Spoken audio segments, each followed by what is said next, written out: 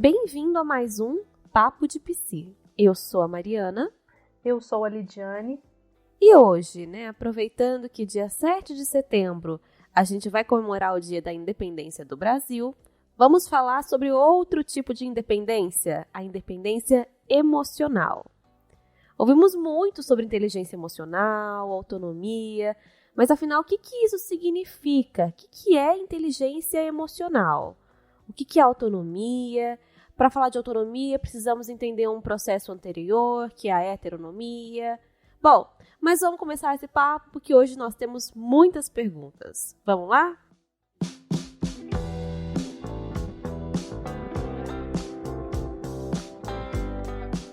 Bora lá, Lid, vamos iniciar o nosso papo então, pensando naquelas perguntas anteriores, né? Que será que é essa história de independência emocional, inteligência emocional é a mesma coisa? Vamos começar por aí? Vamos começar então. Inteligência emocional, ele é um termo bem recente assim, ele ficou no auge em 1995, com o livro do Daniel Goleman, Inteligência Emocional.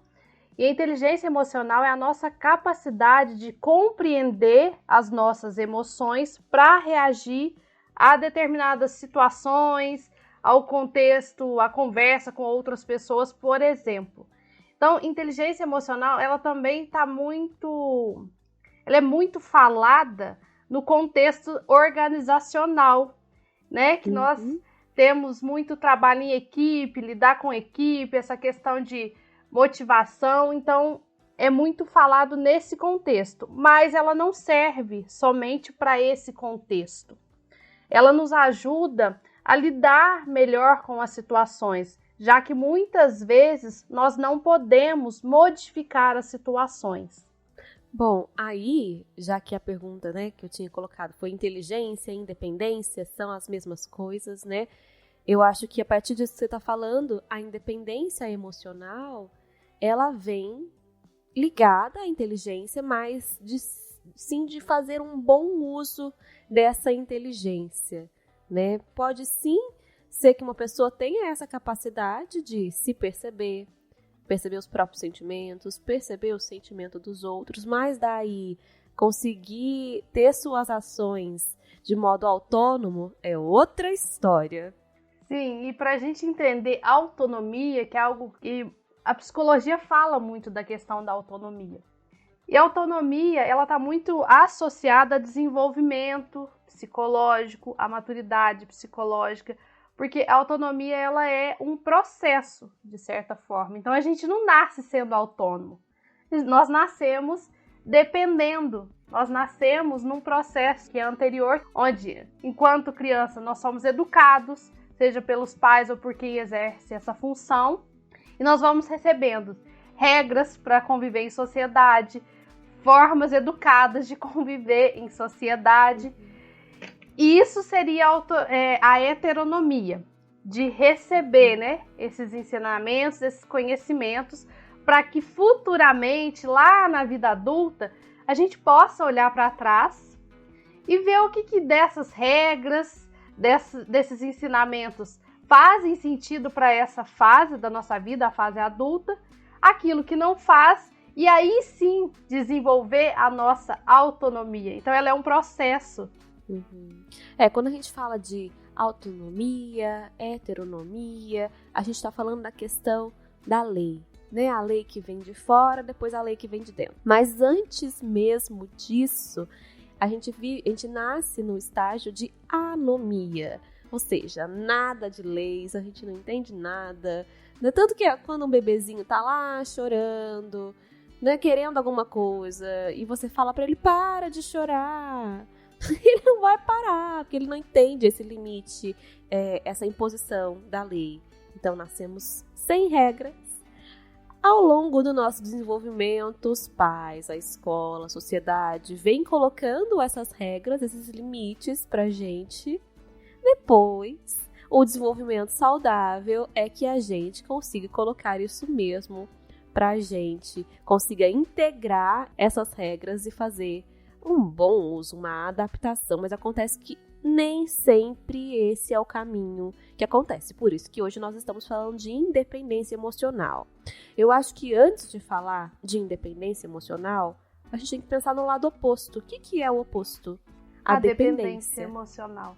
E aí, a dependência emocional é o que mais a gente vê, né? Muitas vezes as pessoas que nos procuram vêm com um certo nível de dependência emocional. Seja a dependência dos pais, do parceiro ou da parceira, ou do grupo ao qual pertence, sempre tem um nívelzinho de dependência emocional. E como que é esse tipo? Quais são os tipos? Será que existem tipos de dependência emocional, Mari? Pois é. A gente está muito habituado a estudar outros tipos de dependência. Ou estudar, não. Mas no senso comum, a ouvir falar de outros tipos de dependência, né? Dependência química. A dependência emocional não é tão diferente assim, não. No sentido, assim, dos comportamentos e de como a pessoa vai lidar com isso. Alguns autores colocam, sim, alguns tipos de dependência emocional. Eles colocam assim, que existem basicamente, né, um estudo de revisão bibliográfica colocou que existe basicamente um consenso entre os autores de 4 tipos de dependência emocional. A dependência emocional motivacional, afetiva, comportamental e a cognitiva. Mas falando assim, parece uma coisa muito distante. Vamos conversar um pouquinho mais sobre o que é cada uma delas. E você que está escutando a gente aí, vá percebendo, vá escutando com esse olhar interno, olhando para você, olhando para as pessoas que estão ao seu redor. A primeira, que é a motivacional, é aquele tipo de dependência que está relacionado ao suporte, aquela pessoa que sempre precisa de orientação de outras pessoas, que sempre precisa da aprovação, da motivação. Você falou aí do contexto organizacional, né? Como naquelas palestras que até a Cassiane falou pra gente no Papo de Psi Entrevista sobre contexto organizacional, né? Como eu vou motivar as pessoas? A pessoa que está muito fixada nesse estágio de dependência emocional, ela precisa que sempre lhe deem suporte, sempre lhe digam o que deve fazer. Ah, isso que você fez está certo, é isso mesmo. É mais ou menos nesse sentido. Até então nem conhecia esses termos. Pois é, a gente coloca assim esses termos, né? Estava lendo esse artigo, essa revisão, e às vezes são termos que são desconhecidos, por isso a gente traz aqui, mas tenho certeza que muita gente que está escutando já conhece alguém assim, que já passou por isso, está fixado nesse estágio, ou essa pessoa mesmo está fixada. Algumas pessoas que quando buscam terapia, no início do processo, estão ali nesse estágio, esperando, precisando do suporte do terapeuta, da orientação, e muitas precisando da aprovação. E aí se chocam quando percebem que o psicólogo não está ali para aprovar ou desaprovar nada. Então aí nesse processo a terapia já vai favorecendo o desenvolvimento da independência emocional. Outro estágio é o estágio afetivo, que está muito relacionado à ansiedade que a pessoa sente quando ela tem que agir, quando ela tem que ter alguma escolha, tomar alguma decisão independentemente. Então vem muita ansiedade, muita insegurança, às vezes sintomas físicos, né? Além dos sintomas psíquicos, dor de barriga, agitação corporal e por aí vai. Você falando de dependência emocional, e aí me faz pensar muito que a gente não vai se estender aqui porque não é o objetivo, mas me faz pensar muito num transtorno psicológico que é o borderline. E uma da característica do borderline é essa dependência emocional. Que quando isso não é correspondido, vem muita frustração, muita raiva e muita impulsividade. Mas isso talvez seja um papo para uma outra hora, mas é algo que fica aí uma curiosidade, um alerta. Isso, mas isso que você está falando condiz com o que eu ia conversar com vocês daqui a pouco, que a dependência emocional, ela pode vir, sim, associada a transtornos ou a outros quadros crônicos, como a depressão, por exemplo, como os transtornos afetivos, transtornos de personalidade, como você citou aí, o transtorno da personalidade borderline. Então, ela vem, sim, manifesta em algumas patologias, mas nem sempre. Nem sempre precisa se ter uma dessas patologias para apresentar esses sintomas. Sabe aonde a gente vê muito também esse tipo de sintoma? Em relacionamento abusivo. Sim. Né? Que é um tipo de relacionamento que é patológico. A gente já conversou um pouquinho aqui sobre esse tema no episódio que a gente falou sobre filmes. Agora já não me lembro ao certo qual episódio que é, mas a gente trouxe aquele filme, aquela série sobre o amor. E aí falamos sobre os tipos de amor e o relacionamento abusivo como um tipo de relacionamento, né? Não vou dizer aqui que é tipo de amor, não. É um tipo de relacionamento, né? Então a gente vê esses traços muito presentes nessa relação. A gente vê também traços de dependência afetiva que são, às vezes, transferidos da relação familiar, como você falou, daquele estágio do desenvolvimento da autonomia, que é a heteronomia. Então, transferidos da relação familiar, do pai, da mãe, para o professor, para o chefe, para o marido, para a esposa. Isso, às vezes, é transferido. Mas vamos voltar aos tipos, porque senão a gente puxa o assunto para outro lado e não termina. Já fica aí que talvez seja um assunto para um próximo papo de psi. Tem muita coisa pra gente falar. Tem, né? É um tema muito atual e muito presente. Sim. Bom, mas além daqueles dois tipos que eu tinha citado, de dependência motivacional e a afetiva, existe também a comportamental, que é quando aquela pessoa ela tenta buscar a ajuda de outras pessoas e sempre se coloca num lugar de submissão. Então, o outro sempre sabe mais que eu, o outro sempre tem ideias melhores. Não vou seguir a minha intuição, não. Eu vou seguir o que o outro tá falando porque ele é mais centrado, ele sempre acerta no que eu preciso. Já viu isso por aí, Lid? Já. Eu tô pensando que essa dependência, a dependência comportamental, talvez ela seja muito vista nos adolescentes. Porque o adolescente, como busca encontrar o seu grupo, um grupo a qual ele pertença, para corresponder à necessidade de pertencimento que todos nós humanos temos, muitas vezes eles vão passando, né, vão tentando ajustar o seu comportamento a um determinado grupo. Sim, se submete às vezes a ter determinadas condutas que não condizem com o que ele pensa. Mas já que o grupo faz, o grupo é que sabe, né, meu amigo, que sabe, todo mundo da turma fez, então eu anulo a minha vontade. Sim, isso é... Não que aconteça só com os adolescentes, mas nessa fase nós podemos observar bem essa característica da dependência comportamental também. Associada à submissão. Sim. Né?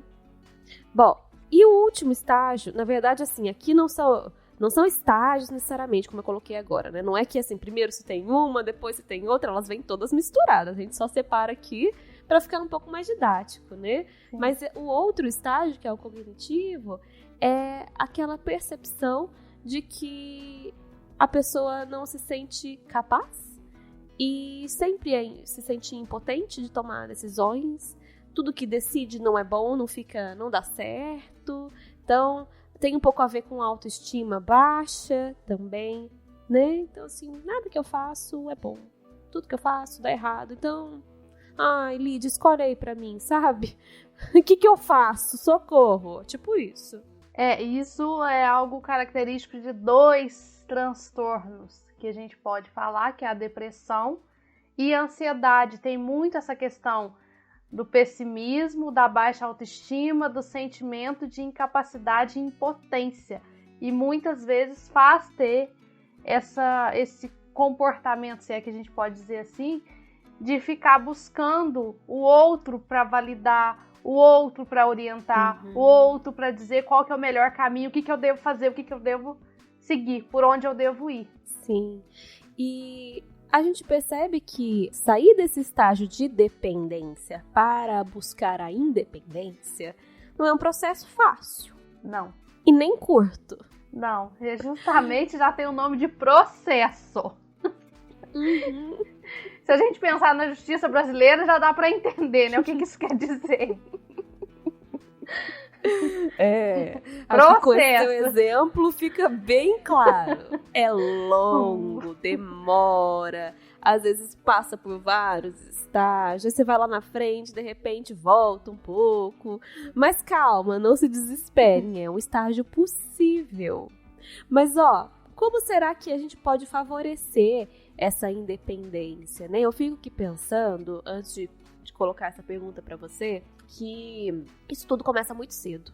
Começa lá com as orientações familiares, aquela família que reprime muito, que não deixa uma criança fazer as próprias escolhas. Quem tem filho ou sobrinho, sabe que tem aquela época que a criança quer fazer tudo do jeito dela. Coloca aquelas roupas mais atrapalhadas, bagunçadas, e tem pais que deixam, né?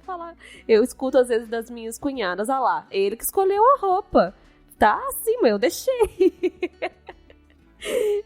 Ou de mães de pacientes, né? Olha lá a roupa que ele colocou. Às vezes tá maior frio, a criança faz de camisetinha.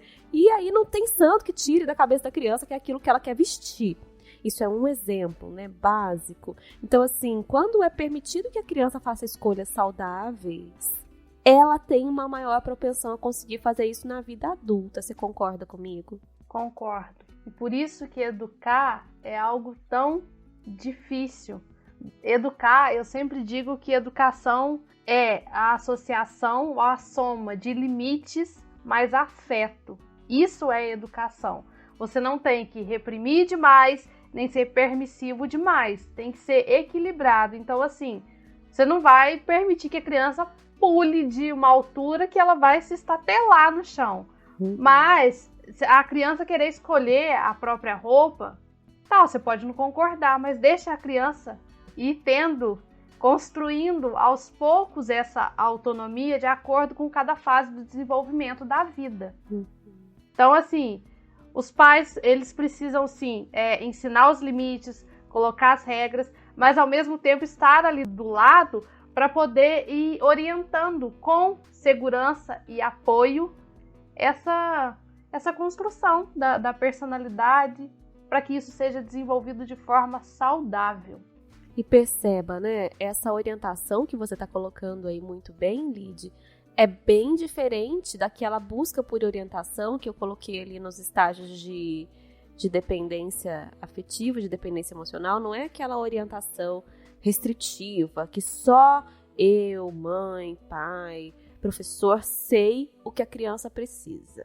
Então, criança, você não sabe de nada, só eu que sei. Não é isso. Não. É o apoio, é estar junto, né? Deixa a criança caminhar e tá ali pra, às vezes, segurar. Às vezes não tá, às vezes ela vai cair.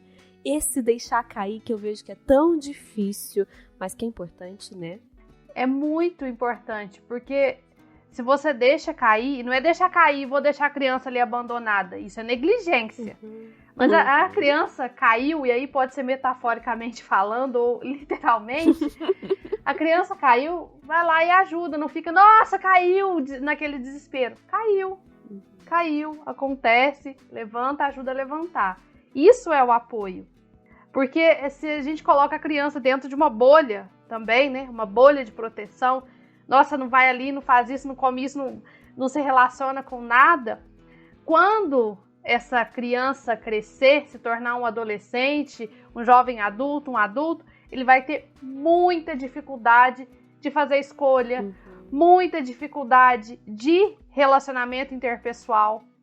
Então, é para isso que a gente chama a atenção dos pais, para que consigam fazer essa orientação de forma saudável, não uma orientação no sentido vertical. Eu sou o pai, eu sou a mãe, eu que mando, você só obedece. Não, a orientação, é explicar o não, né? É dizer por que aquilo ali não deve ser feito. E é outra questão, porque muitas vezes acha que é orientação no sentido, eu vou dizer sim para tudo então. Também não é isso. Educação é difícil. Educação é algo, eu acho que é o mais difícil, talvez, da maternidade, da paternidade, é a educação. Tem que estar preparado para conduzir, né, esse novo ser que está em desenvolvimento. E às vezes não tá. Então, às vezes a pessoa, também passou por um processo de educação muito rígido ou muito negligente. E aí, quando vai educar outro ser, também vai passar essas influências para frente. Mas a questão é, né, a gente está falando da adolescência, certo? Mas e quando, né, após a adolescência, o jovem adulto, ou o adulto até já em fase mais avançada de idade, ainda apresenta esse tipo de comportamento? O que é possível fazer? Como é possível que essa pessoa consiga transitar entre o estágio da dependência para a independência? O que eu penso, assim, o que me vem muito é a terapia é o lugar para esse desenvolvimento dessa autonomia, se isso não foi feito nesses estágios anteriores, seja lá por qual motivo for. A gente não está aqui para julgar e dizer, nossa, tá errado. Mas a terapia é o processo principal para isso, né? É isso muito que a psicologia traz, da questão de ajudar a construir ou a desenvolver ou a criar essa autonomia. Agora, de forma sozinha, como é que é isso, Mari? De forma sozinha, eu tô aqui pensando. De forma individual, como é que isso é possível? Eu acho que esse vai ser um processo que terá que ser enfrentado ao longo de toda a vida, né? E o primeiro passo, e aqui a gente pode pensar nisso, né? Aqui a gente não tá dando dicas de faça isso, faça aquilo, mas enfim, acho que a coisa mais importante a ser feita nesse processo, é a tomada de consciência, seja no contexto psicoterapêutico, seja em outro. Então é perceber-se com esses traços, perceber que, poxa, não tô conseguindo fazer escolhas por mim mesmo, sempre tô colocando isso nos outros. Então às vezes isso vai gerar uma sensação de frustração, às vezes isso vai gerar mais ansiedade, mais medo. E pode ser que depois disso gere uma sensação de fortalecimento. Não, pera, né? Fiz isso até aqui, bom, tá certo, o que eu posso fazer a partir de agora? Eu acho que o primeiro passo é a tomada de consciência. Mas não adianta a tomada de consciência sem outra palavrinha que eu gosto bastante, que é a responsabilização. Acho que a dependência afetiva, emocional, ela vem muito com uma deixa eu ver se existe essa palavra. Irresponsabilização. Não sei se existe, se não existe eu inventei, mas entenderam o sentido, né? Botar no outro, depositar no outro a responsabilidade de tomar as minhas decisões, seja lá por qual motivo for, é se eximir, é me eximir das responsabilidades que eu tenho perante a minha vida, perante as minhas escolhas. Então acho que isso é muito importante. E muitas vezes nós enxergamos a responsabilidade pela nossa vida como se fosse um peso. Nossa, mas eu tenho que ser responsável pela minha vida? Nossa, mas eu tenho que ser responsável pelas minhas emoções? Eu tenho que ser responsável pelas minhas escolhas? Senão você é quem, né? Isso vem muitas vezes assim. Eu já ouvi muito isso. Ah, mas eu que vou ter que fazer a escolha? Eu que vou ter que... Ah, mas ninguém faz nada por mim? Nossa, mas eu já ouvi isso, inclusive assim. Mas Deus não ajuda? Tá, ajuda talvez com oportunidades, mas quem tem que ir lá pegar essas oportunidades e fazer a ação é a própria pessoa. Mas ainda tem, né? Talvez essa ideia de que responsabilidade é um peso. Ao invés de ser um benefício, um potencial, um poder, não, é um peso. Talvez seja começar por aí, né? A repensar a questão da responsabilidade sobre a própria vida. Muita gente quer ter a liberdade. A gente está falando de processo de transformação aí da personalidade, adolescência, vida adulta. Mas a liberdade, ela vem com o quê? O que é liberdade, né? Será que se pensa que liberdade é não ter mais limites, não ter mais regras? Será que é isso? Não é isso. Liberdade é um poder imenso e que exige muita responsabilidade. Não é viver sem limite, não é não se preocupar com ninguém. Muito pelo contrário. É entender, né, que eu tenho responsabilidade comigo e também com o outro. O outro também tem o limite dele, o espaço dele, e eu não tenho esse direito de invadir o espaço do outro. Então, assim, liberdade é algo lindo, né? Já não... Por isso que tá na nossa bandeira de Minas, não é?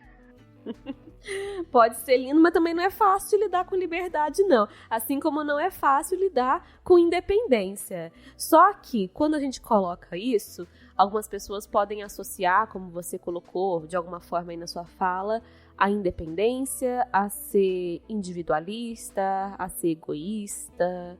E nem sempre quer dizer isso. Às vezes sim, mas às vezes não.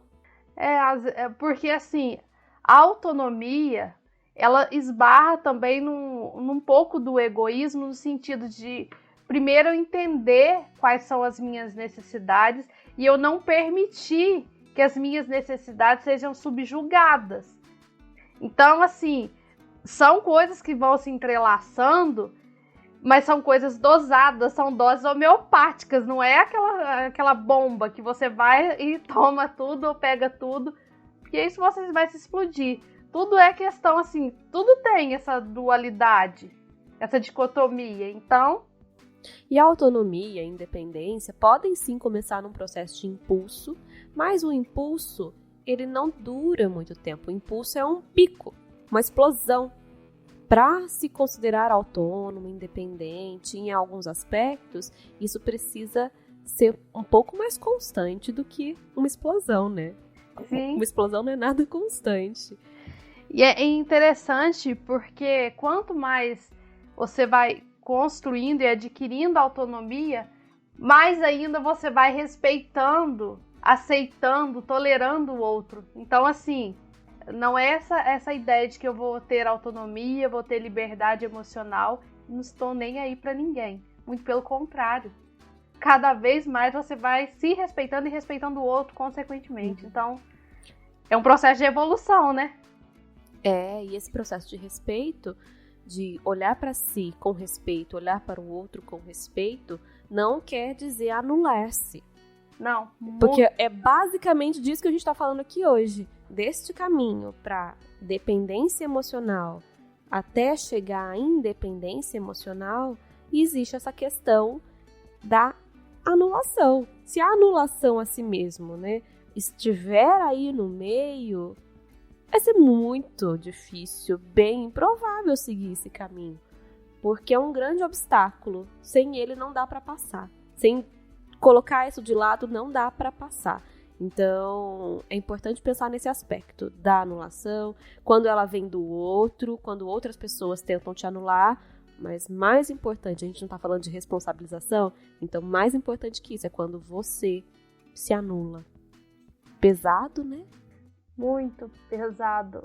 E tudo que a gente vem falando nesse episódio de hoje é uma linha muito estreita, né? Entre ir para um lado e vir para o outro. É algo assim que a gente tem que estar muito atento para não cair nos extremos, para manter esse equilíbrio. Então, é uma construção realmente. Eu estar muito atento às nossas emoções, aos nossos limites, ao limite do outro.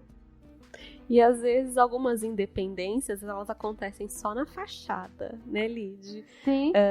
A gente está falando aqui de um processo histórico, né, a independência do Brasil. Não vou me adentrar, não sou historiadora. Acho que tem gente que pode falar muito, muito melhor do que eu sobre isso. Mas, na vida pessoal, as independências às vezes são só de fachada também.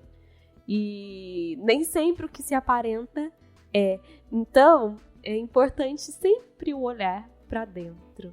E outra coisa que eu pensei agora. Alguém tá escutando a gente pode falar, meu Deus, mas eu me achava tão independente nessa área da minha vida, nessa outra. Eu não sou, né? Não sou nessa, mas sou em outra. É um processo que não é, vamos dizer assim... que atinge um aspecto, vai atingir todos os outros. Não, em cada contexto, isso precisa ser desenvolvido. Em alguns ambientes, você pode ter um pouco mais de independência.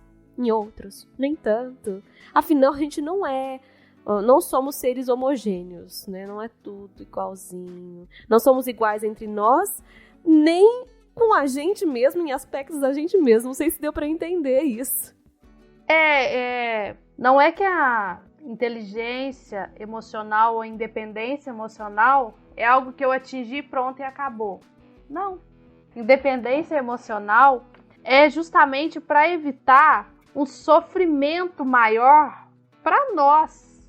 Porque se eu sou dependente, eu sempre vou sofrer, porque eu vou tentar controlar aquilo que eu não posso controlar, que seja situações, que seja o outro. Então a independência é para isso, não é estar pronto e acabada, nunca mais vou depender. Não é isso. Mas é buscar trilhar esse caminho de tirar a responsabilidade do outro pelas suas decisões, para também tentar lidar com esse sofrimento. Muda o sofrimento, né? O sofrimento já não é mais de esperar do outro, e sim de ter que assumir as próprias decisões e a responsabilidade sobre as consequências disso. Sim. Bom, então, com esse tanto de pergunta que a gente colocou, não sei se respondemos, se deixamos mais questões. Espero que tenhamos deixado mais questões para vocês que estão aí escutando do que respostas, porque resposta pronta cria também um caminho de dependência, né? Resposta aberta gera movimento. Então esperamos que com isso vocês se movimentem, reflitam. Ou escutou esse podcast de hoje, pensou em alguém? Manda para essa pessoa também. Vamos criar aí essa rede aí de compartilhamento de ideias, de reflexões. Rumo a um caminho aí de talvez buscar um pouquinho mais de independência, ao invés de ficar esperando dos outros que isso venha do outro, né, Lid? Então ficamos por aqui. Agradecemos a vocês que nos escutaram até aqui e nos vemos na próxima quarta-feira com um novo episódio. Para vocês que nos escutou até aqui, um grande abraço, ótima semana e até a próxima quarta. Um grande abraço e até mais. E se você quer conhecer um pouco mais sobre o nosso trabalho, segue a gente nas redes sociais. O meu Instagram é @marianaalvespc e o da Lid é @lidianegouveia_psicóloga. E não se esqueça, toda quarta um episódio novo para você escutar de onde estiver e quando quiser.